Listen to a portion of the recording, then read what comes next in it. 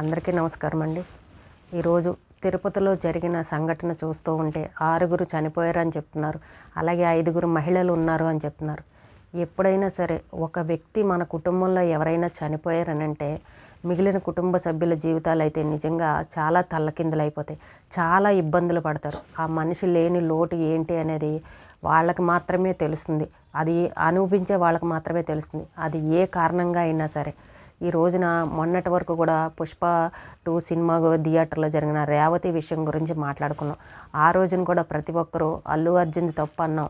అలాగే ఆ రేవతి అనే అమ్మాయి ఎందుకు వెళ్ళాలి, ఆ రిలీజ్ రోజునే ఆ టైంలోనే ఎందుకు వెళ్ళాలి, తొక్కిసలాట్లు జరుగుతాయని తెలీదని ఆ అమ్మాయి మీద నింద వేశారు. అలాగే ఇక్కడ పోలీసుల వైఫల్యం ఉంది, పోలీసులు పట్టించుకోలేదు అని పోలీసుల్ని అన్నారు. అలాగే సినిమా థియేటర్ వాళ్ళ తప్పు కూడా ఉందని ఇలా రకరకాలుగా ప్రతి ఒక్కళ్ళు మాట్లాడడం. ఏది మాట్లాడినా కానీ ఇప్పుడు కుటుంబానికి అన్యాయం జరిగింది చూసారా, అందరం మాట్లాడేసాం. కానీ ఇబ్బంది పడేది ఈ రోజుకి బాధపడేది ఎవరండి? ఆ కుటుంబ సభ్యులే, ఆ బాబే. నిజంగా ఆ తల్లి లేని పిల్లలు, ఆ భర్త, వాళ్ళు మాత్రమే ఈ రోజుకి బాధపడుతున్నారు. 4 రోజులు చెప్పుకున్నాం, ఎక్కడిదక్కడ గప్చిప్ అయిపోతుంది, అందరూ మర్చిపోతారు. కానీ అనుభవించేది ఆ కుటుంబ సభ్యులే. గరికపాటి ఆయన చాలాసార్లు చెప్తూ ఉంటారు ప్రవచనాలు చెప్పేటప్పుడు, ఆ పండగ రోజుల్లో గుళ్ళకి విపరీతంగా భక్తులు అదే రోజు వెళ్ళాలని పోటీల మీద పోటీగా అన్నట్టు వెళ్ళిపోతూ ఉంటారు. ఏదో పిచ్చి, దేవుడి పిచ్చి పట్టినట్టు వెళ్ళిపోతూ ఉంటారు. అదే రోజునే వెళ్ళాలి, ఆ రోజు దర్శనం చేసుకుంటేనే పుణ్యలోకాలకు వెళ్ళిపోతామని అలా పెట్టుకుంటారు. అది అస్సలు వెళ్ళకూడదు, ఎప్పుడు రద్దీగా ఉంటాయి, అలాంటప్పుడు ఎందుకు వెళ్ళాలి అని ఆయన చాలాసార్లు చెప్తూ ఉంటారు. కానీ ఎవరు కూడా భక్తులు పట్టించుకోం. ఎందుకంటే స్వామి దర్శనానికి వెళ్ళాలి, వైకుంఠ ఏకాదశి అని అంటే పుణ్యలోకాలకు వెళ్తామని ఒక నమ్మకం అయితే భక్తుల్లో ఉంది. అది నమ్మేవాళ్ళు, ఈ విశ్వాసం ప్రతి ఒక్కరికి ఉంటుంది వెళ్ళాలని. కానీ తిరుపతి కొండ స్వామివారు అనేసరికి ఆయన ఎప్పుడు ఎంత బిజీగా ఉంటుంది. ఆ కొండ దర్శనానికి వెళ్ళాలంటే మనం ఎన్ని గంటల సమయం లైన్లో నిలబడాలనేది మన ప్రతి ఒక్కరికి తెలుసు. అలాగే బ్రహ్మోత్సవాల సమయంలో, న్యూ ఇయర్ కానీ ఇలాగ వైకుంఠ ఏకాదశి రోజుల్లో, ఇలా పండగ రోజుల్లో విపరీతమైన రద్దీగా ఉంటుంది, ట్రాఫిక్ ఉంటుంది, పైగా రూములు దొరకవు అక్కడ. చాలామందిని చూస్తూ ఉంటాను చంటి పిల్లల్ని వేసుకొని ఆ పక్కన రోడ్ల పైన అక్కడ ఖాళీ ప్లేసుల్లోనూ కింద పడుకుంటూ ఉంటారు. ఎంత చలిలో అయినా సరే రూములు అనేవి అస్సలు దొరకవు. గంటలు గంటలు ఆ లైన్లో, క్యూ లైన్లో నిలబడాలి.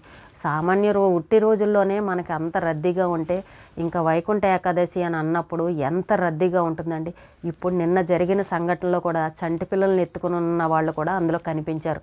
నాకు అనిపించింది, ఇంత చంటి పిల్లల్ని చలిలో ఇంత లైన్లో నిలబడి ఇన్నేసి గంటలు పండగ రోజుల్లో అసలు ఎలా నిలబడతారు? ఈ పిల్లల్ని వేసుకుని పిల్లల్ని ఇబ్బంది పెడుతున్నారు కదా అని అనిపించింది నాకైతే.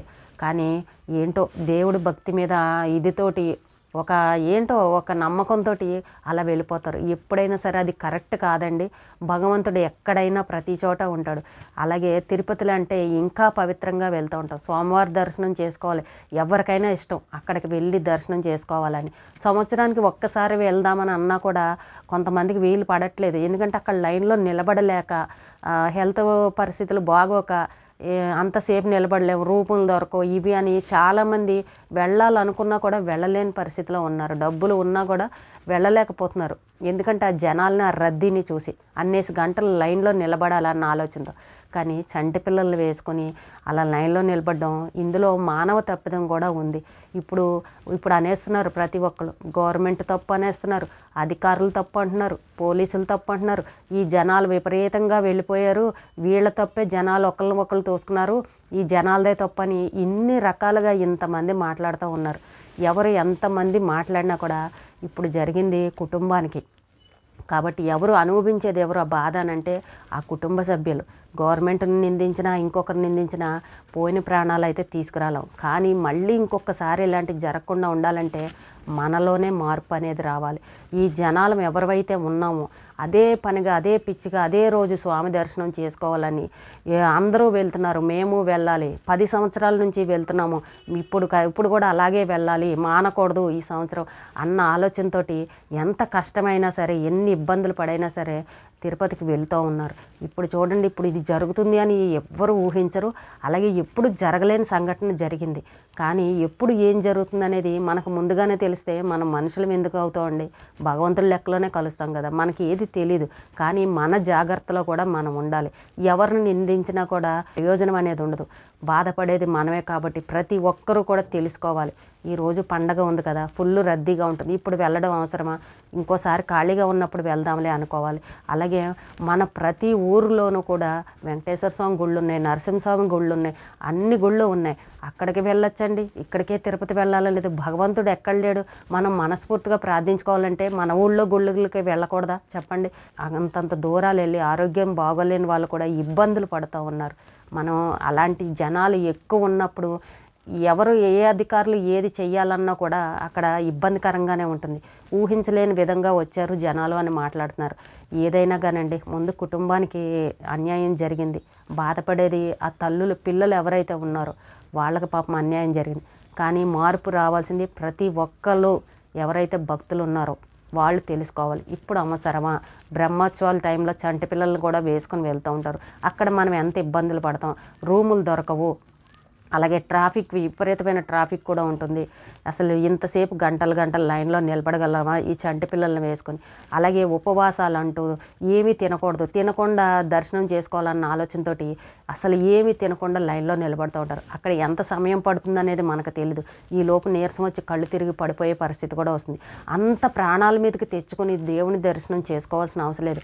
భగవంతుడు ఎక్కడ కూడా మనకు అలాంటి కండిషన్లు పెట్టలే.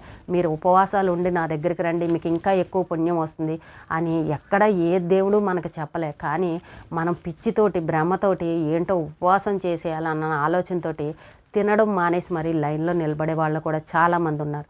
కానీ అలాంటివి మానుకోండి. ఇంతకుముందు 20-25 సంవత్సరాలు 30 సంవత్సరాల కిందట తిరుపతి వెళ్తే 2-3 సార్లు దర్శనం చేసుకునేవాళ్ళం. ఎందుకంటే గుడి అంత ఖాళీగా ఉండేది, భక్తులు తక్కువగా ఉండేవారు. ఇలా దర్శనానికి వెళ్ళొచ్చి మళ్ళీ తిరిగి వెళ్ళి మళ్ళీ దర్శనం చేసుకున్నాం. ఒకే రోజులో 2-3 సార్లు దర్శనం చేసుకున్నాం. అంత ఖాళీగా ఉండేది, భక్తులు ఎక్కువ ఉండేవారు కాదు. కానీ ఇప్పుడు కాలక్రమేణా భక్తులు పెరిగారు, జనాభా పెరిగింది. అక్కడ అన్నీ పెరగడం వల్ల అసలు మన స్వామి దర్శనం అంటే చాలా కష్టమైపోయే పరిస్థితి. గంటలు ఖచ్చితంగా లైన్లో నిలబడాలి. అది మనకు ప్రతి ఒక్కరికి తెలుసు. కాబట్టి ఆలోచించాలి. జనాభా పెరిగింది, అక్కడ సదుపాయాలు పెరిగినా కూడా, ఎంత పెరిగినా కూడా అక్కడ ఏదో ఒకటి తక్కువ అనేది ఉంటూనే ఉంటుంది. దానిని దృష్టిలో పెట్టుకొని ఎవరైతే ఈ రోజే వెళ్ళాలి అని అనుకుంటున్నారో వాళ్ళు కొంచెం ఆలోచించుకోండి. వెళ్ళాలి అనుకున్నప్పుడు పోయినసారి మేము 10 ఏళ్ల నుంచి వెళ్తూనే ఉన్నాం, ఏమీ జరగలేదు, ఎప్పుడు ఇలా జరగలేదు అని ఆలోచన అనుకుని వెళ్తూ ఉంటారు. ఎప్పుడో జరగలేదని ఇప్పుడు జరగకూడదని ఇలాంటివి మనం అనుకోకూడదు. ఏమో ఏ సమయంలో ఏం జరుగుతుందో తెలియదు. పండగ రోజున దర్శనం చేసుకుంటేనే మహాపుణ్యం వచ్చేస్తుంది, స్వర్గలోకాలకు వెళ్ళిపోతాం అని ఇలాంటివి మానేయండి. స్వామిని ఎక్కడి నుంచి దర్శనం చేసుకున్నా మనకి ఏమి ఇంట్లో ఉండి కూడా పూజ చేసుకోవచ్చు. అలాంటి పిచ్చి నమ్మకాలతో పెట్టుకుని ప్రాణాల మీదకి తెచ్చుకోకండి. భక్తి ఉండాలి. ఎవరు భగవంతుడు నమ్మొద్దు అని అనరు, అలాగే దర్శనానికి వెళ్ళొద్దు అని అనరు. కానీ జనాభా పెరిగారు, భక్తులు పెరిగారు, అలాంటప్పుడు రద్దీ అనేది ఎక్కువ ఉంటుంది. అలాగే చిన్న పిల్లల్ని ఇబ్బంది పెడుతున్నారు ముఖ్యంగా. అలాగే వృద్ధులు కూడా స్వామి దర్శనం కోసం ఆరాటపడే వాళ్ళు, పేషెంట్లు అయ్యుండి షుగర్లు బీపీలు ఉన్నవాళ్ళు కూడా తిండి తిప్పలు మానేసుకుని అలా గంటలు లైన్లో నిలబడి స్వామి దర్శనం కోసం ఎదురు చూస్తూ ఉన్నారు. అలాంటి వాళ్ళు కూడా కొంచెం ఆలోచించుకోండి. ఇది ఇప్పుడు వెళ్తే మన ప్రాణాలకు ఏమన్నా ఇబ్బంది కలుగుతుందా, తర్వాత ఎవరిని నిందించి ప్రయోజనం ఏముంది అని ప్రతి ఒక్కరూ ఎవరికి వాళ్ళే తెలుసుకోవాలి. అంతేగాని ఇలా వెళ్ళి ఈ రోజున అధికారుల తప్పు, గవర్నమెంట్ తప్పు, మనది తప్పు అని ఇలా రకరకాల మాటలు మాట్లాడుతుంటే దానివల్ల ఏమీ ప్రయోజనం ఉండదు. జరగాల్సింది జరిగిపోయింది, నష్టం అనుభవించేది ఇప్పుడు ఆ కుటుంబ సభ్యులు. కాబట్టి ఎవరికి వాళ్ళే, ఈ వెళ్ళే భక్తులు ఎవరైతే ఉన్నారో కొంచెం మనలో కూడా మార్పు అనేది రావాలి. గొర్రెల మందల్లాగా మనం కూడా అందరితో పాటే అన్నట్టు మనం కూడా వెళ్ళిపోకూడదు, ఆలోచించాలి. అలాగే ఆ టిక్కెట్లకు నిలబడినప్పుడు కూడా ఒక్కసారి కొంతమంది అయినా ఆలోచించి కొంచెం వెనక్కి తగ్గి ఉంటే అది కూడా బాగుండేది. కానీ అక్కడ లోపం అయితే కనిపిస్తుంది.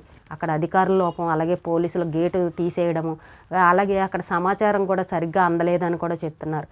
ఏది ఏమైనా కూడా ఒక్కసారి అక్కడ అందరి లోపం కనిపిస్తుంది, కానీ నష్టం జరిగింది. ఇప్పుడు ఈ బాధితులు ఎవరైతే మరణించారో ఆ కుటుంబానికి నష్టం జరిగింది. కాబట్టి ఆలోచించండి. భక్తులు వెళ్ళేటప్పుడు భగవంతుని దగ్గరికి వెళ్తున్నామని అంటే అక్కడ పరిస్థితి ఏంటి అని ముందుగానే తెలుసుకొని ఆలోచించి వెళ్ళండి. ఈ రోజుకి ఇదేనండి.